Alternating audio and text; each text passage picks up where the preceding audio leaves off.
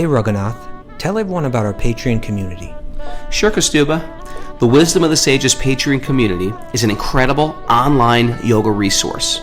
If you like the type of yoga wisdom and culture we share on the show, then our Patreon community is a great next step. This is a listener-supported podcast, and any level of sponsorship will unlock a wide range of live and archived classes, talks, and even workshops. Raghunath teaches, I teach, and we have a host of other excellent teachers on topics ranging from yoga philosophy, asana classes, storytelling, Ayurveda, kirtan, cooking, meditation, and a lot more. We even have an incredible online Bhakti 12-step recovery group. So if you want to check it out, go to patreon.com/wisdom of the sages. All right, let's get it on. Om Namo Bhagavate Vasudevaya. Om Namo Bhagavate Vasudevaya. Om Namo Bhagavate Vasudevaya.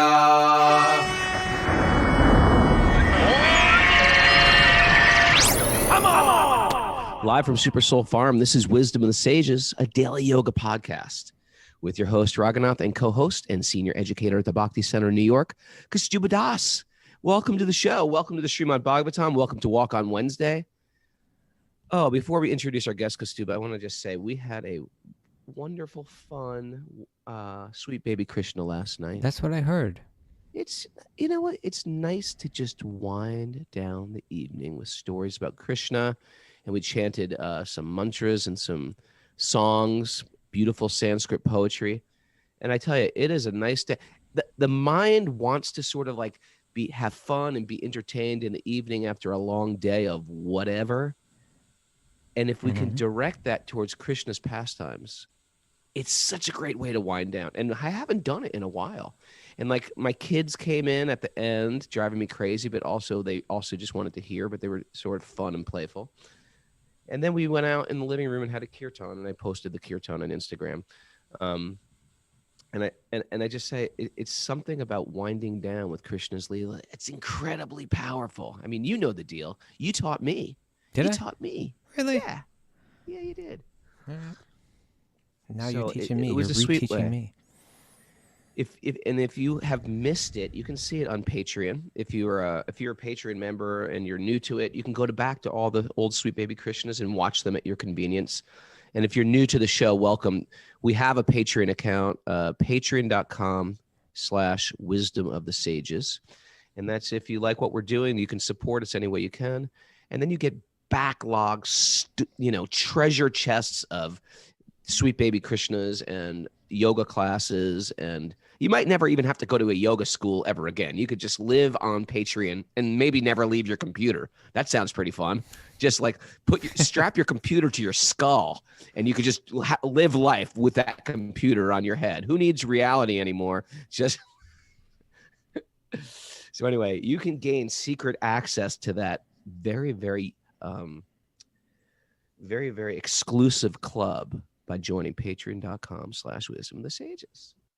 And we have another very special guest today who, if you want to get to know her, you can through our 12-step program, our Bhakti Yoga 12-step program. Now, if you're unfamiliar with the 12 steps, it is I'm going to have her talk about it anyway, but it is it runs parallel with Bhakti Yoga. And a lot of you, especially those coming over from Rich Roll, are very familiar with the 12-step program. It's a recovery program. Generally trying to enjoy the material world as it's been sold to us. And we find like we're hitting our head against a wall. And sometimes in that great distress, it can kill us. And sometimes it can make us suicidal. And sometimes it does kill us. And sometimes in that desperation, we throw up our hands and we say, oh God, I need you in my life. I've tried to control it, and I've realized I'm not in control of this material world. So Jiva G from Gbg Life Coaching, who's got a cool story because she's a New Yorker who's living in Germany. She is one of our founders, I guess you could call her founder, Kaustubha, of our 12-step Bhakti Recovery group, along with Nancy R. and Ed. And Welcome to the show, Jiva G. Thanks so much for having me, Raghu. I'm honored. Thank you very much. Now, the cool thing about Jiva G is she's our age, maybe a little bit younger, and she's old friends with Kaustubha. She's Kaustubha's childhood playmate.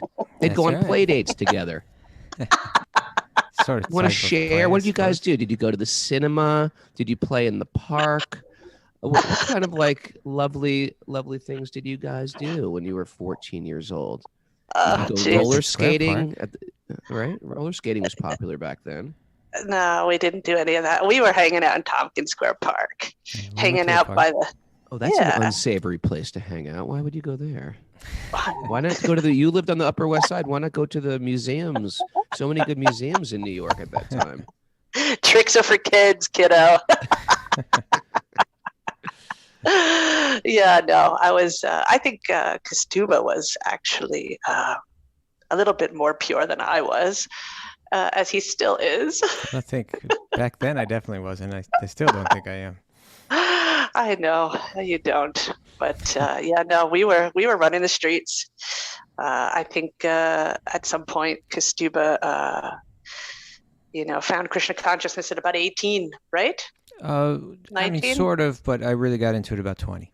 Yeah. Okay. 20. Yeah, he's not as good as you think. Yeah. Well, I mean, we had constant contact with Prasad. They were giving out, food at the matinees and at CB's in 81, 80, 82. There was a homeless shelter on top of CBGB's. That's the first time that I got a Bhagavad Gita put in my hand. I had no idea what the hell that was. I just liked the pictures back then. They were And pretty the cool food. pictures. Yeah, they were super cool pictures. Beautiful. And I knew that there was something there. I just wasn't ready for it at the time. Krishna didn't want. He needed to design another road for me. Yeah, and sometimes you have to find your own path, and Yeah. your path led you to a deep spiritual joy. But what was the road on the way to deep spiritual joy?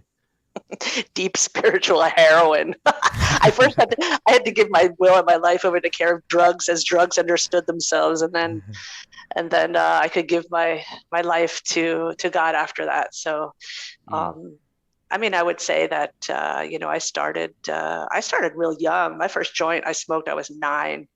And, What? yeah, my parents used to smoke, so I would steal it, and then, I mean, I didn't do it daily. It was just the first time I tried it, and then I left it till I was 11. And then I stole it from my mother's boyfriend. Like, he had some like really strong herb, and I stole it from him. And I went to Riverside Park with a friend of mine, and we. I find this smoked very that. triggering, Jiva. Let's move on. Why? I need some safe space right now. I don't want to hear about this. So anyway, you hit a hard road.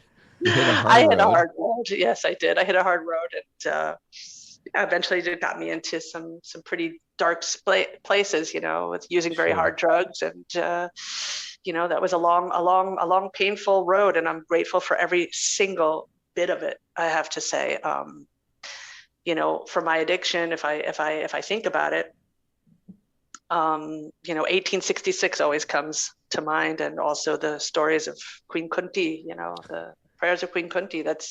I wish that these would happen over and over and over again until all these calamities brought me really to a place of the deeper the bottom for me, the deeper the bottom, the deeper the surrender, the deeper the surrender, the deeper my passion, or what is it in English? I can't even speak my own language anymore. But the deeper the wanting, my desire for Krishna, and to be, completely 100% every day, all day, engulfed in Krishna consciousness. I need it like a mom, like a kid, holds onto a mom's skirt. So it wasn't Krishna in one sense, or the Krishna conscious or Bhakti that sort of necessarily plucked you out of that. It was a 12-step group. Yes. Yes.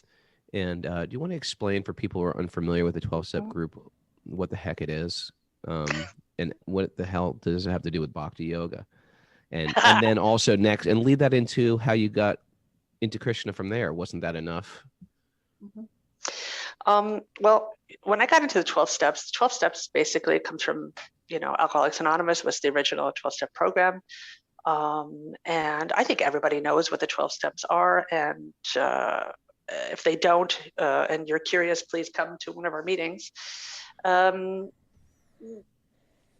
is basically a program which it's basically like, in a way, it's a cognitive behavioral thing. It's behavioral therapy to a certain degree.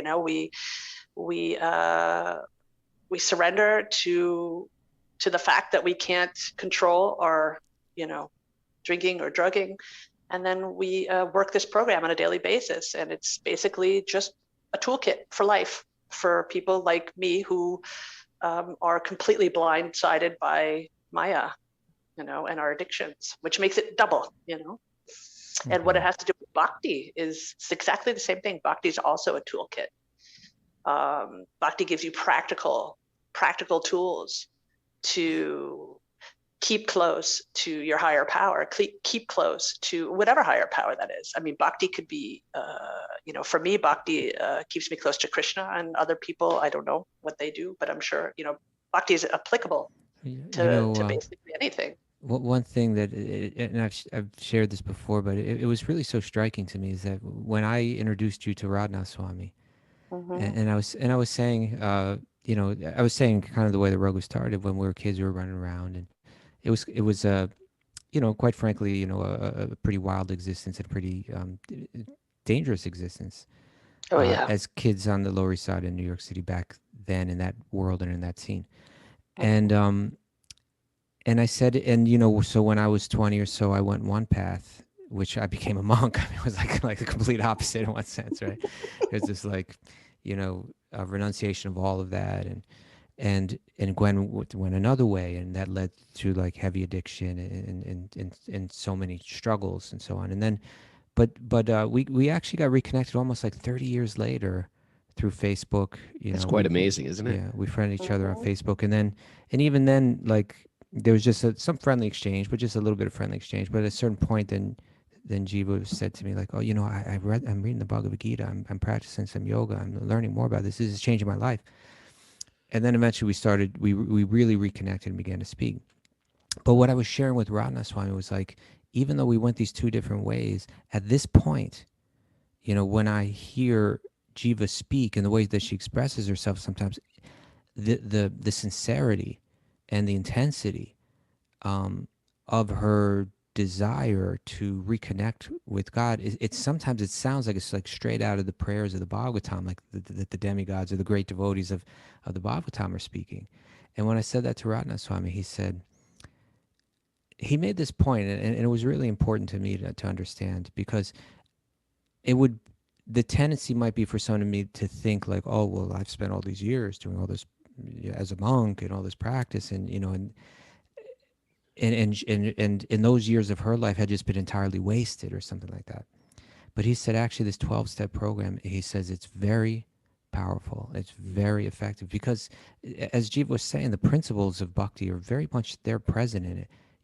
The humility, right? The recognizing one's dependence on God.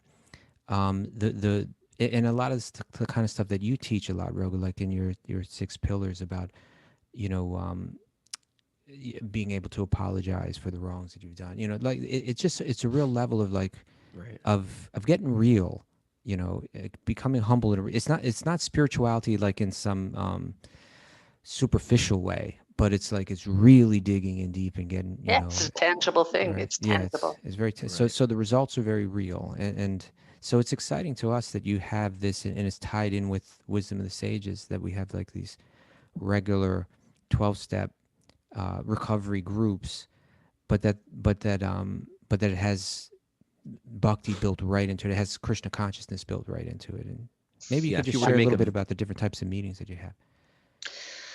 Well, basically, we're an all-inclusive 12-step Bhakti recovery group, which means we include, no one has to identify themselves as an addict or an alcoholic.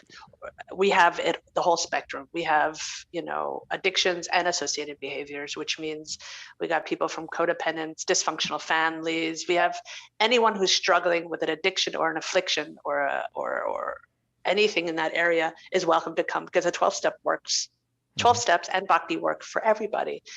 And it's like you said, actually, I want to go back to that, what you just said, Kaustubha, is that we have these 12 steps as we have in bhakti, the practice of bhakti, the certain, what is it, the nine things of, not the 6 pillars, there's like the 9 things. Processes.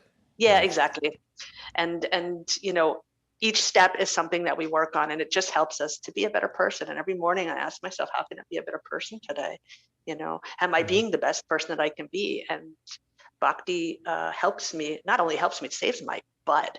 And so does the 12 steps, both of that. And when I got in contact with you again, Kaustubha, you were so kind to me. And I owe this all to you, actually, and when I had my darshan with Radhanath Swami, he told me, because I told him I was starting this Bhakti Recovery thing here in Germany, and it wasn't really doing well. And I just didn't have the right format for it. And then because of you guys, was in the sages, it got like, Radhanath Swami told me, Jiva, do that.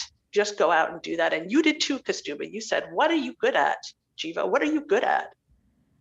Yeah. And this is, and you said too, like most people have universities or whatever, but you have your 12 step and you have your addiction, and make that to my life purpose. And my life purpose every day is to serve, because I can only keep what I have by giving it away. That's it. Nice. That's beautiful. Yeah. The beauty is that we all have got issues, and some of them are really some of them just wreck our lives. And then some of them just are like, they pester us. And the healing is not in the running away. It's actually the theme of our class today. The healing isn't in the running away. The healing is to face them. We've been spending our whole lives medicating them, taking aspirins, not to think about them, but they've remained sort of like in front of our face unless we deal with them. And the way you've dealt with it is not only like, impressive, but it's very beautiful, and it gives us great hope too. And I want to thank everything. Now, can you just share, if a person's has a person, if they're listening on Apple Podcasts, maybe they just got on for the first time, how do you get into the Bhakti Recovery group? How do you join it? And also, can you explain, a 12-step group, I don't know anybody. I go there, meeting in the Baptist church in the basement on Tuesdays. No one knows me. Is this anonymous? How do you keep it anonymous? Do I have to wear a disguise? What, if you see someone that looks like me with a huge mustache and glasses, that's me. Was you, Raghunath? Top hat. So funny. That is so hysterical. I could just imagine that, or in a dress and like a wig and some lipstick. I'd love that, Raghunath. I'd love to see you in a dress. I'll do it, man. I've been there. Okay, first of all, I just want to say, when you say, it's inspiring or whatever it is, I did nothing. The only thing I'm good at is making a huge mess of my life. It was all Krishna, it's all God, and it's all the program, and it's all bhakti. I have done nothing. It is by the mercy only that I am clean and sober. And I believe this every fiber of my being. I would not say I don't deserve it. I would just say, if it wasn't for the mercy and it wasn't for my destructive nature, I wouldn't be where I am now. So that's all I wanted to say about that. I take no credit for that at all. So thank you. How? So you're right. Bhakti Recovery Group at gmail.com. That is the email address. And I will write you back with the meetings list. You can also find a Bhakti Recovery Group on Instagram. You can also find it on Facebook. Instagram has a Bhakti Recovery Group. The list is there as well, the meetings list. And yes, it is anonymous, which means everybody, what you hear here, who you see here, we let it stay here. You may come and keep your camera off if you'd like. You don't have to say who you are. And just come and check it out. It's not, you don't have to, you don't have to tell me, ask for allowance to come and to go. You come and you go as you please. If you love it, stay around. We're a fantastic Sangha. And if not, then God bless. And I hope you find another way, So. Okay, beautiful. Yeah. So I thank you guys. I mean, you guys, I'm so grateful to you, and I'm so grateful to Radhana Swami for giving me this project. Yeah, for all the devotees who are afraid to come, don't be. This is approved from Radhana Swami and wished and wanted. Because there are some devotees who are scared. They're scared to come, Don't you understand. know? Well, it's one of those things, and that's the beautiful thing about a 12-step. You really have to like surrender your ego, and I think the realization is, if I don't, I die. If I don't, I'm never going to get better. And there's a problem in institutionalized religion, is especially if you have some position, or you feel like, well, I've been around a while, I shouldn't have to do this, or I'm initiated, I have a name, I have a legal spiritual name, I'm not going to go to a 12-step program. And it is that step into deep-rooted humility, of being humbled. And Yeah. we see that in the way you speak, Jiva. You're speaking like a cultured Vaishnavi, a person who's been practicing bhakti for many years. Because I think part of addiction, and you can correct me if I'm wrong, is we get into our hit of sense gratification. And it's that hit becomes all, we start to plow through other people, because if we don't get our hit, we get frustrated. So addiction and ego go hand in hand. And to let go of that ego is very, very difficult when we're addicted to things. And it's probably one of the biggest things the addict wrestles with. And you don't have that. I don't see that in you. I see Vaishnavi in you, and it's quite beautiful to witness. Thank you. Oh, thank you. Thank you so much, guys. And thanks Thank for you, joining Jiva. the show. And thanks for being friends with Kaustubha. And Kaustubha, thanks for bringing Jiva into my life, because Dr. Louis goes back with Jiva. Yeah, Bhakti Louis Louis, from going on? Antidote. We got All my hardcore peepees. All my hardcore resurrected the Lower East Side 30 years later. Yeah, it's amazing.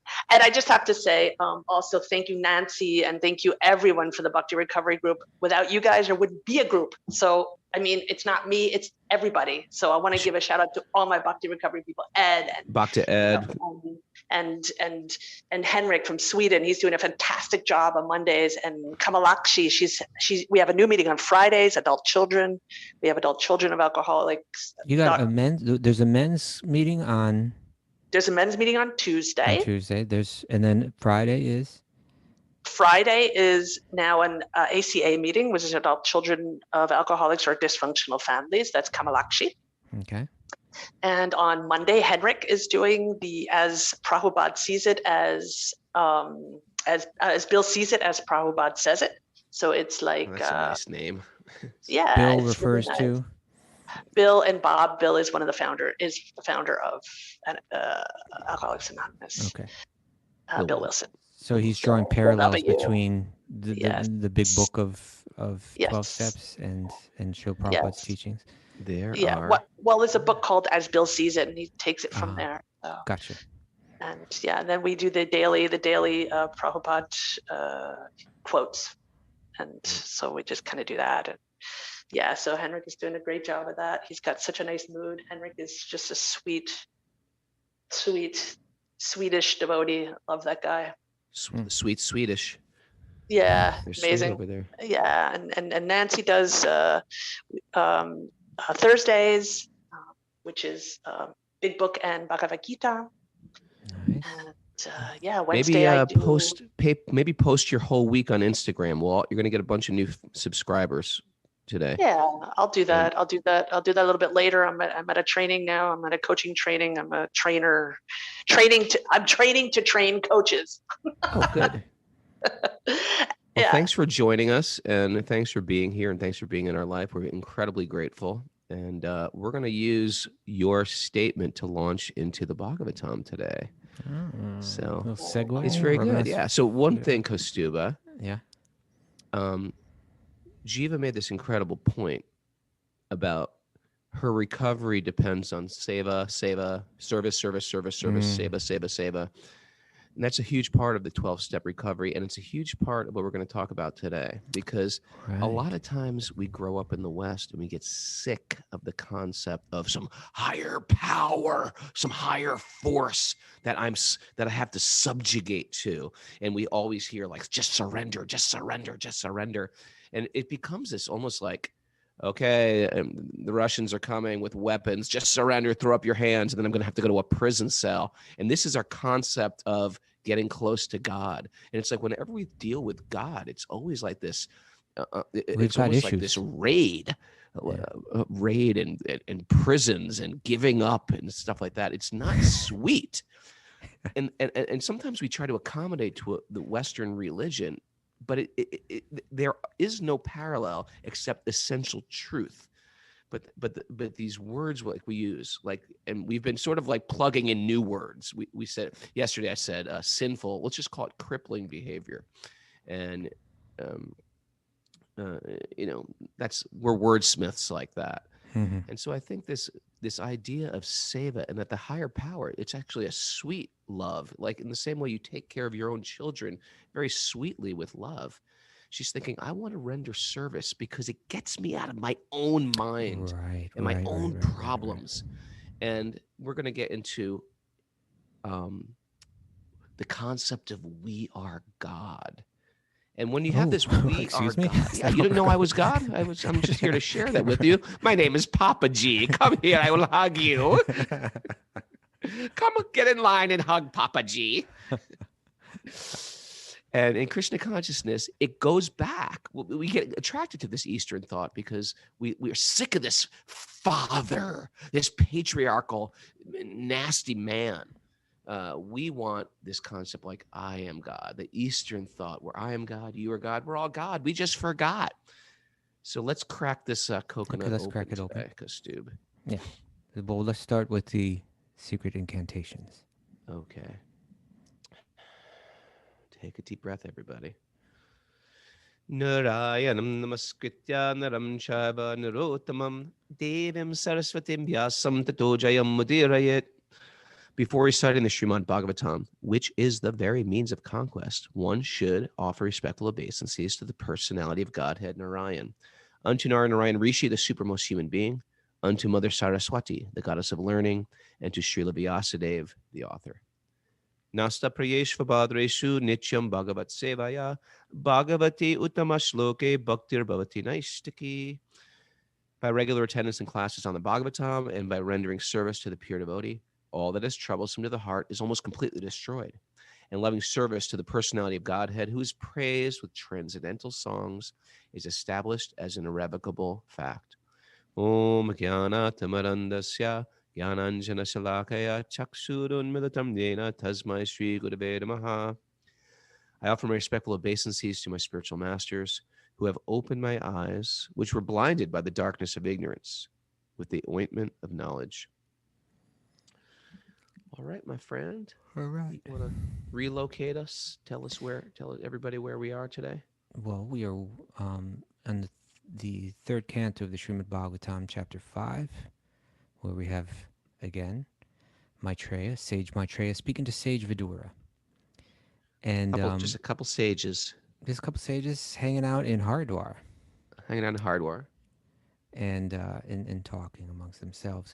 But we heard yesterday, previous to yesterday, we're hearing about when one reconnects, right? We're going to say it like that, right? When one reconnects to God, all the benefits that come from that, all of the wonderful results that come from that. And then we heard about those who are disqualified somehow or other from getting that connection, from reconnecting. And yesterday we heard that people that are just too materialistic, that are too bewildered by external things, they have a hard time making that reconnection, right? Sure. And that was text 44. And text 44 pointed out that, these people that are too attached to the material things in life and bound in thoughts of mine and I. This is mine. This body is me. This is I, right? I'm whether it be my physical body, my nationality, the family I'm born in, all these different things, we think that's I. That one-letter word that causes so much pain. I.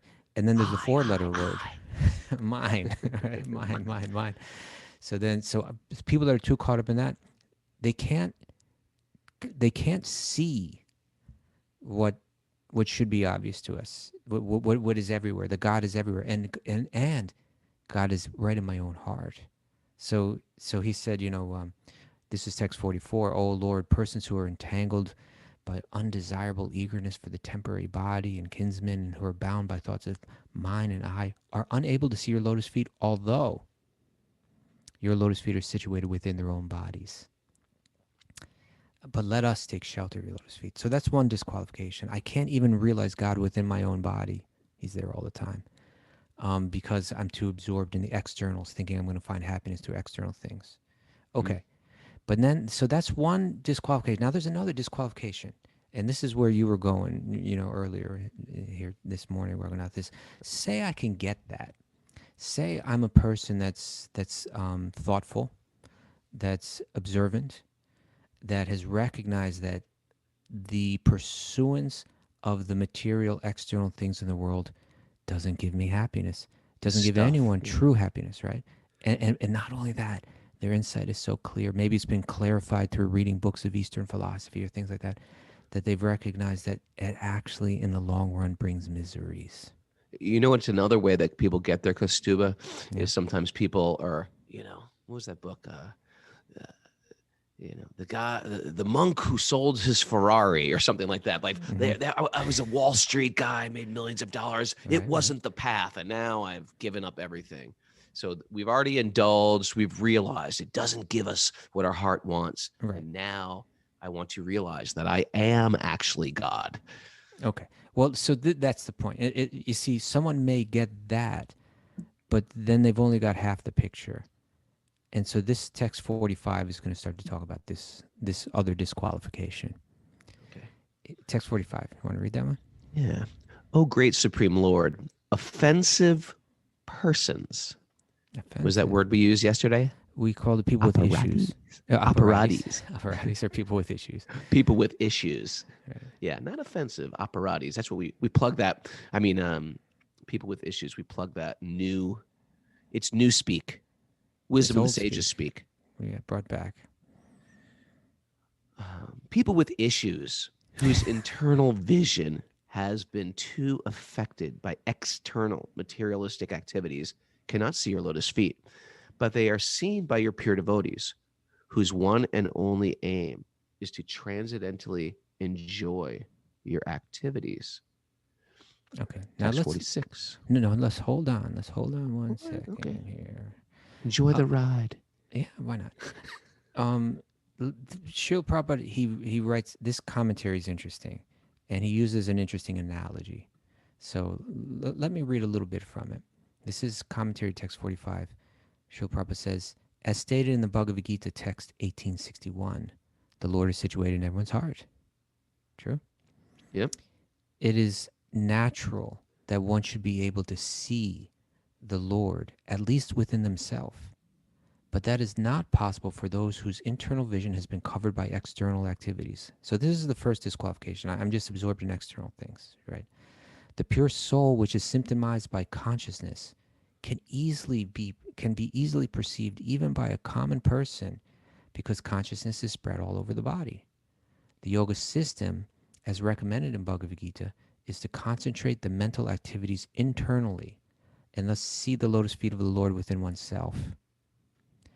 That's all described, especially there in 6th chapter.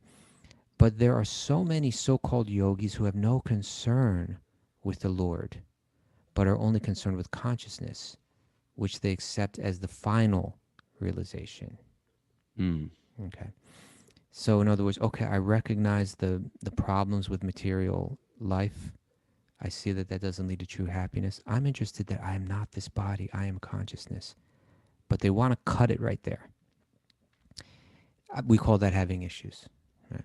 Such realization of consciousness is taught by Bhagavad Gita. So now this realization that God is within my heart is taught in the Bhagavad Gita with only a few minutes, whereas the so-called yogis take continuous years to realize it because of their offenses at the lotus feet of the Lord, or let's say because of their issues. Right?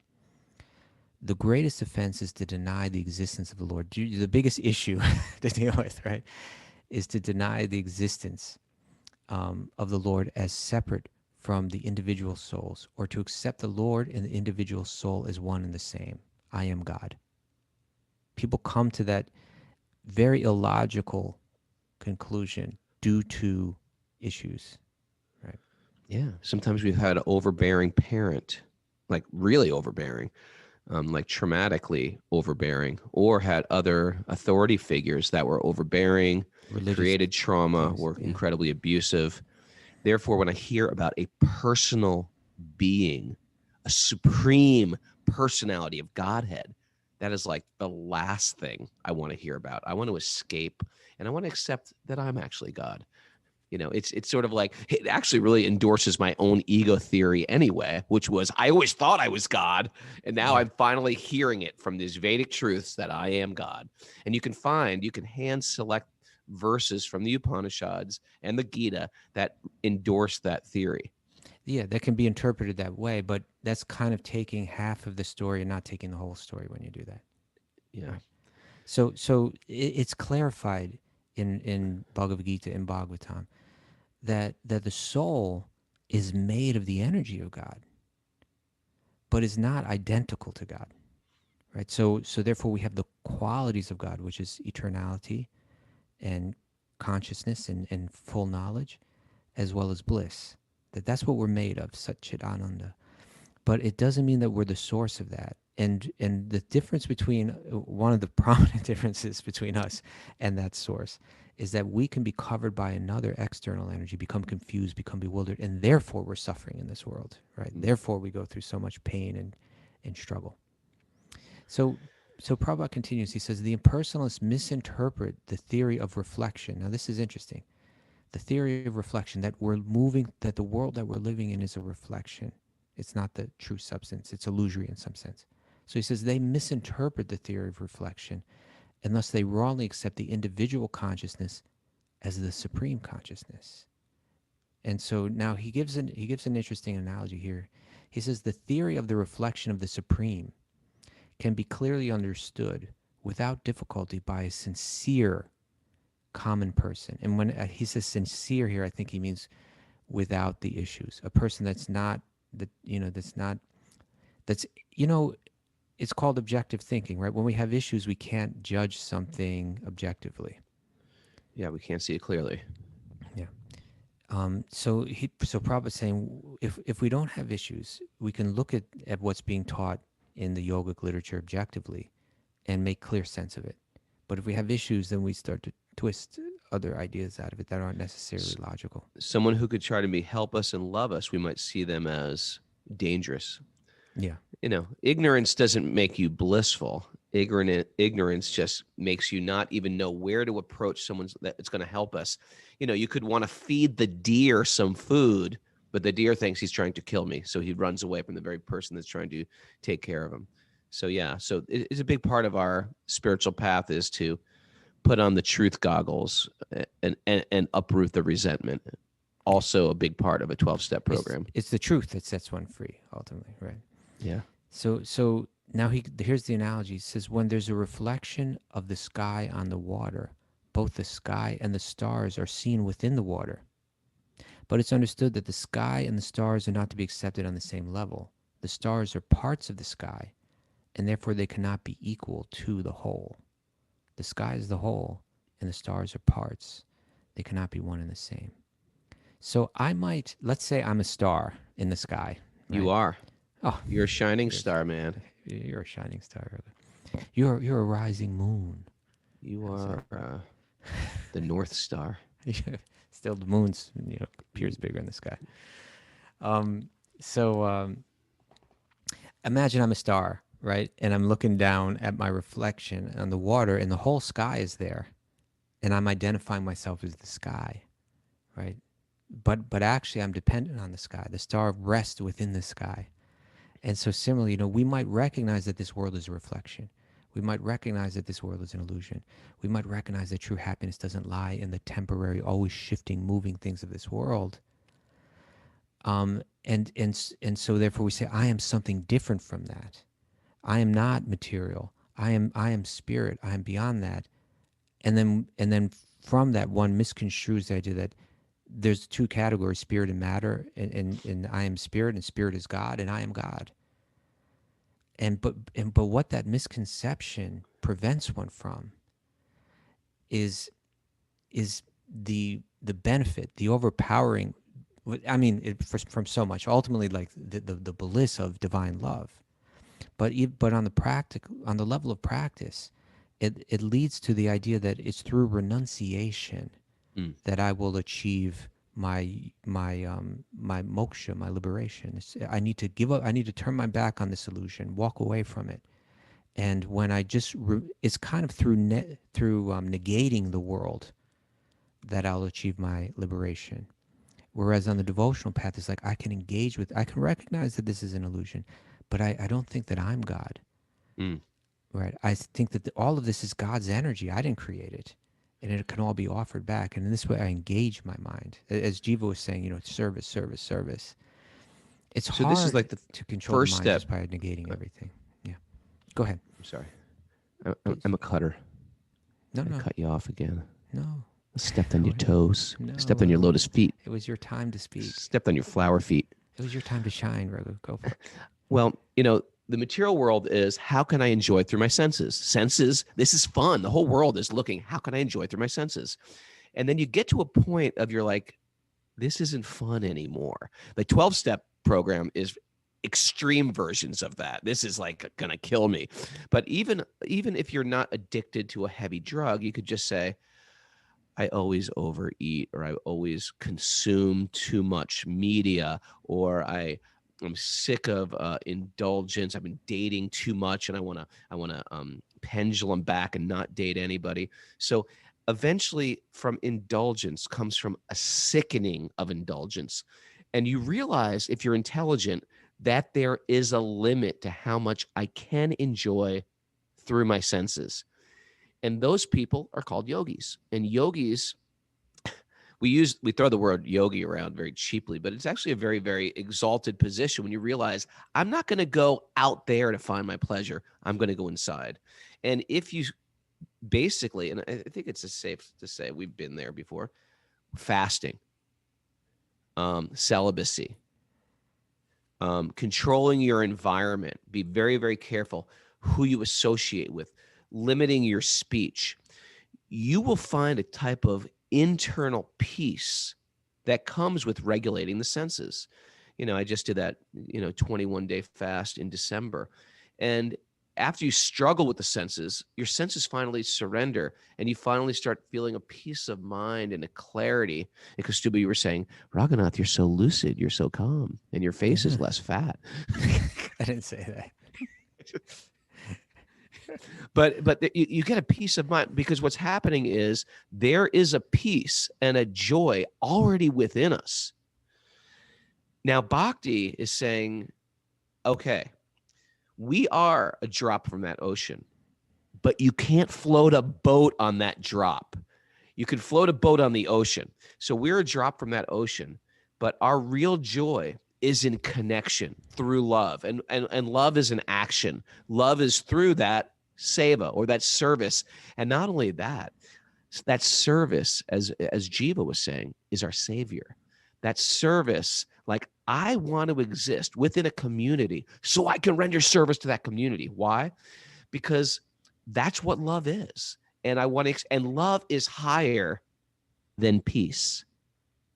What do you think about that, Kaustubha? It's real important for the conception, because again, the stereotype, it's not only like people nowadays that are looking in yoga books and trying to figure it out that might run into this question, or this idea, like, and I'll tell you something, it's daunting, because if my conception is that in order to be successful at yoga, let's say I'm a person that I'm thoughtful about life. I came to practice yoga. I want to go deeper into it.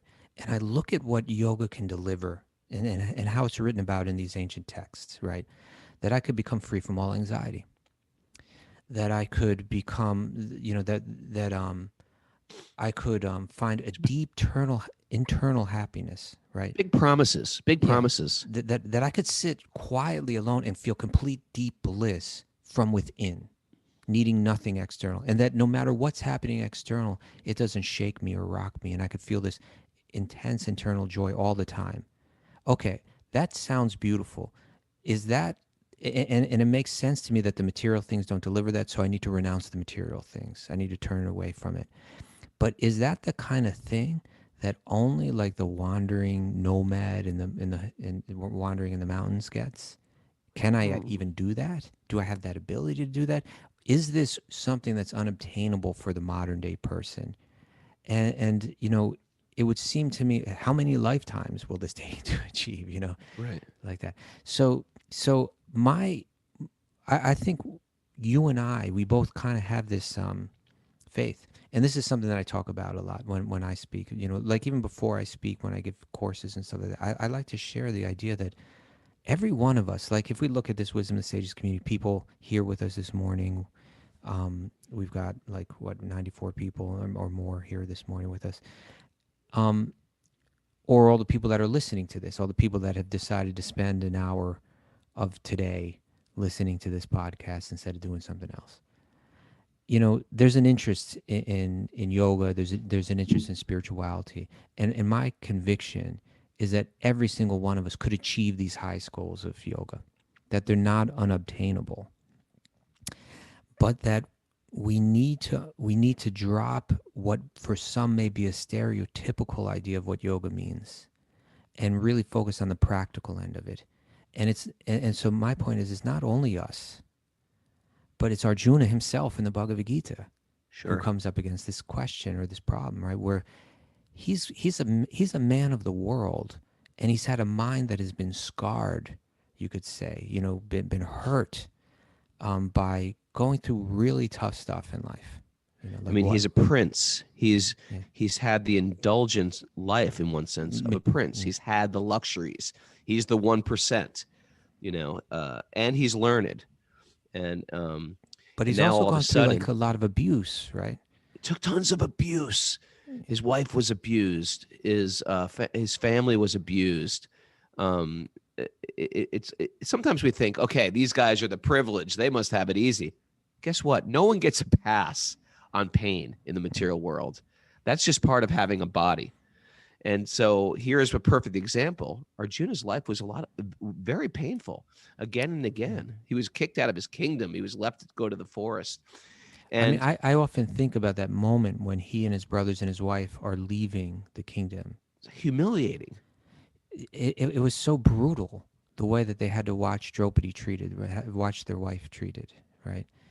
And they all got up, and as they're about to leave, to go to exile to the forest for like 12, 13 years, right?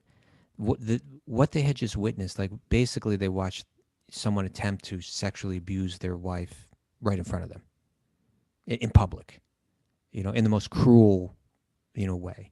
Yeah. Their own cousin, and this was allowed by their own uncle, right? Yeah. So the betrayal and the cruelty in this, how painful that must have been. And then they all, before they left, they all took vows, and those were not like ordinary. Yeah, vows. I would have left a little resentful, taking a couple of vows of revenge myself. Yeah, well, those vows of revenge are like who they were going to kill when they came back, right? I'm going to kill him. I'm going to kill him. I'm going to kill all of them, right? The hand that rolled the dice, I'm going to cut that hand off its body. Then I'm going to kill him, right? It was like that. And as they're leaving, so they said, well, when we return from the forest, in 13 years, this is what we're going to do. And as they're leaving, even Draupadi, because Draupadi, she's like warrior princess, she's got that mood of a warrior too.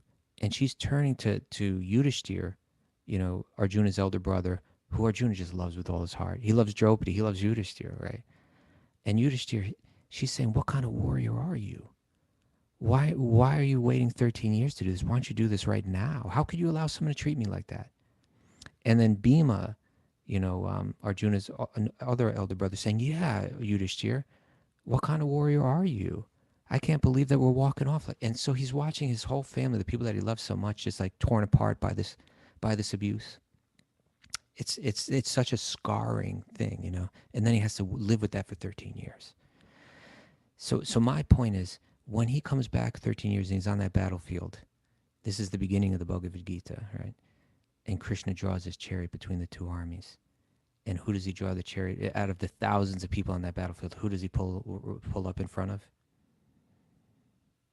Drona and Kripa and Bhishma. And Bhishma. Right. It says, yeah, it says Bhishma Drona Samukha. He's like right in the face of Bhishma Right in the Drona, face of his grandfather, his who he grandfather and loves. his guru. Yeah, And who his he guru. loves with all his heart, who'd love him with like with the greatest affection, and he's got to kill them. So that's where he breaks down, right? That's where he falls apart. That's where he begins to question everything. What am I doing in this world? And this relates to the whole 12-step thing, right? Where you finally hit that point in life, I can't go on. It's all falling apart, right? So he's thinking, I want peace. I want to be like those yogis I've seen in the forest who don't have kingdom, who don't have wealth, who don't have fame, who don't have political power, but they have happiness. Sure. That's what I want. That's what I need. And I see how the yogis do it. They renounce the world. They walk away from it all. Look what's happening. I have this kingdom. I have this power. I have this wealth. I have this. And look what it's caused me. And now I got to go against in this horrible war. It's like an extreme situation. It makes every bit of sense for him to walk away from it all and just be renounced. That seems like that's what yoga is. Yeah. And there's a script flip about to happen. Because you really think when you're reading the Gita, if you're new to the Gita, you read it like, yeah, he wants to renounce all this crazy stuff. I feel the same way. Let's hear what Krishna says. And what does Krishna say? Nah, you got to fight. You got to do it, right? You got to go in to get out. You got to go deep here. This isn't where you run away. You got to face all your issues. You got to face your grandfather. You got to face your guru. You got to do your duty in this world. Right? You can't run away from your problems. You can't blame the world. You got to dive right into it. And it's powerful because they picked such an extreme example because we're all Arjuna. We're all in this world. And we all have to deal with family issues, marital issues, teenage kid issues, little kid issues, life, death, loss, gain. We're going to face them all. Yeah. Competition, the workplace, backbiting, those nasty stalkers, everything. We're going to have to deal with it. Oh, Kaustubha has stalkers, man. Do I? I didn't know. Oh, yeah. Okay. Chasing him down on a regular basis, waiting outside his apartment. So we got to deal with these things on a regular basis. It ain't easy. And you want to just say, forget it. Forget wisdom of the sages. I'm sick. I can't take being in the public spotlight any longer. I'm going to go to Central Park and renounce the world. No, Kaustubha is here fighting the good fight. Okay. He's got a little Arjuna cave was in Central Park that he goes to. Yeah. A little hermit hole. But what happens is Krishna's telling Arjuna that there's a way that you can do your duty, even as a warrior, but you do it with knowledge and you do it with detachment. You do it as a yogi, and so as you're doing it, you're completely detached from the results of it, and in this way, you have complete peace of mind. And to Arjuna, it sounds like he's saying two different things. Hold it. On one hand, you're telling me to be a yogi, to be peaceful, peaceful in mind and detached from everything in this world. On the other hand, you're asking me to fight a battle, right? But people fight battles because of their attachments, right? Because they want things. It's the yogis that don't want anything and they wander away from everything. Do you want me to be a yogi or do you want me to be a warrior? Please tell me one of the two, because it sounds like you're telling me two. And he asked this question at the beginning of the 3rd chapter. More or less, he has a very similar question at the beginning of the 5th chapter as well. What's that? The same kind of question. Well, by the time he gets to the 5th chapter, it's like, it still sounds like you're telling me two things. Can you tell me which is better? Is it better to renounce the things? The term he uses is karma sannyasa. Is it better to literally to renounce action in this world, to renounce my responsibilities and the roles that I play in society? Should I karma sannyasa? Should I renounce those things? Or do you want me to engage karma yoga, to engage with this world, make a yoga out of my social roles and my social engagement? Could you tell me which is better? And the thing is this, the thing that's when you can look at this without issues, right? When you can look at this completely objectively, if you have faith in these yoga texts, Krishna is very explicit in the 5th chapter. He's very explicit in the 12th chapter when he compares the two. He's very explicit in the 3rd chapter. But if we look at the 5th chapter, this is how the 5th chapter opens up. Arjuna says, you praise both giving up action through jnana yoga or karma sannyasa and performing action through karma yoga, which includes bhakti yoga in this case, right? Engaging with the world as your yoga practice. He says, please tell me definitely which of the two is better. And this is important because Krishna validates all the different paths of yoga in the Bhagavad Gita, right? He validates Ashtanga yoga, he validates Jnana yoga, which are two paths of karma sannyasa, where you leave the world behind. He validates karma yoga and bhakti yoga. He validates them all. But there's a clear message that comes out, is that the path of renouncing the things of this world is very troublesome, very difficult, full of suffering. And the paths where you engage, particularly the path of devotion, is a path of ease, of far greater ease and far greater pleasure. So this is what he says. This is his answer, and it's just as clear as day.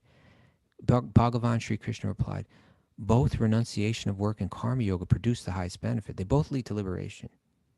But of the two, and this is literally what he says, karma yoga vishishyate. Karma yoga is better than renunciation of karma. And then this is the word that he uses. It's such an important word. He says, O mighty armed one, the karma yogi, the one who's engaging with the world, neither hating nor desiring objects, he's detached, tolerating the dualities, she's got the qualities of yogi, is known as the constant sannyasi. They are like steadily renounced. And then this is the word he used, sukham, bandhat pramuchate, easily they are freed from bondage, right? Easily. And that word sukham, it means both with ease, something that, like for instance, in the Yoga Sutras, the sutra that uses that word? Yeah, yoga, nasanam, sukham. Stiram, sukham. Stiram, asanam, sukham. Stiram, sukham, asanam, right? That when one does asana, it should be stiram, one should be fixed, and sukham, it should be easy and pleasant, right? Happy, right? When you're in that asana. If you're struggling, or feel dis-ease, you haven't yet mastered the asana. But you've mastered the asana when it's sukham, when it's with ease, and there's happiness there. And so he's saying easily one is freed from bondage through engaging with the world. He'll later on, he'll say that it's also, he'll say, na chirena digachati, that without any delay, quickly, one can achieve that spiritual attainment, through engaging with the world. So when Arjuna first brings up the question, you're telling me to fight a battle, and you're telling me to be a yogi, which one is, please tell me one of the two. Krishna says that to go out into the forest and sit and do your meditation, if your mind is still contemplating the same things as it was before, then you're just pretending. And so much better to take that mind, which is so difficult to control, and engage it, right? So like Jiva was saying, engage it in service, keep it active in a positive way, but do it with knowledge and do it with detachment. That becomes a very powerful, effective path. Very nice. Very nice. You like that? And then that's our time, brother. That's our time, it? DJK. Oh man, so much more to say. We're overtime. That's right. Thanks everybody for joining us, and thanks to Gbg Life Coaching, and the whole Bhakti Recovery crew. And matter of fact, we have a Bhakti Recovery meeting today at 1 p.m. Eastern Standard Time.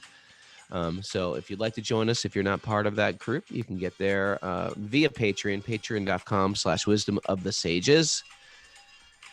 I'm teaching yoga today at 7 a.m. at supersoulyoga.com. You can join me there for 45 minutes of a transcendental beatdown and 15 minutes of chanting and Gita. That's always fun. And I want to thank everybody for being part of our community here. We got a beautiful community that inspires me. I tell you really got to associate with people that lift you higher. And I really feel like this Zoom community has helped me so much. And I'm incredibly grateful to everybody here. Thanks to Mara for all the work you do on the show, and Kaustubha for just being in my life. Very, very grateful. We got some tools now to go into this world. I want to run away from my problems, Kaustubha, but I can't. You're telling me I got to go in. I want to run away. It's easier to run away. You want to run away? I want to go. I want to dig a cave. I want to get into your cave at Central Park and hide from my stalkers. You could go hide there for a little while, but then you got to come back out. I got to come back out and deal with it. That's our takeaway. All right. Turn up that music. I can't hear it. I need Well, some. you're the one that told me to put it down. I was holding. Turn it up. I want to dance. Okay.